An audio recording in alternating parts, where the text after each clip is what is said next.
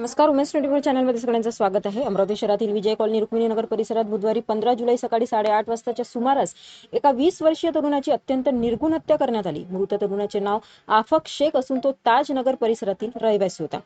मिळालेल्या माहितीनुसार विजय कॉलनीतील एका कॅफेसमोर काही युवक जमले होते. यावेळी अचानक वाद उफाळून आला आणि 6 ते 7 युवकांनी आफक शेखवर धारदार शस्त्राने हल्ला केला. हल्ल्यात त्याच्या हातावर गंभीर वार करण्यात आले. जखमी अवस्थेत आफकने जीव वाचवण्यासाठी पळ काढण्याचा प्रयत्न केला, मात्र हल्लेखोरांनी त्याचा पाठलाग करून रस्त्यातच गाठले आणि चाकूने सपासप वार केले. या हल्ल्यात गंभीर जखमी झालेल्या आफकचा घटनास्थळीच मृत्यू झाला. घटनेनंतर आरोपी घटनास्थळावरून फरार झाले. या हत्येची संपूर्ण घटना कॅफे समोरील सीसीटीव्ही कॅमेऱ्यात कैद झाली असून पोलिसांनी फुटेज ताब्यात घेतले आहे.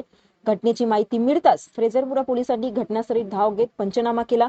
मृतदेह शवविच्छेदनासाठी रुग्णालयात पाठवण्यात आला असून सीसीटीव्हीच्या आधारे आरोपींचा शोध सुरू आहे. भर दिवसा झालेल्या या हत्येमुळे अमरावती शहरात मोठी खळबळ उडाली आहे. अशाच व्हायरल अपडेटसाठी बघत राहा उमेश 24 चॅनल. धन्यवाद.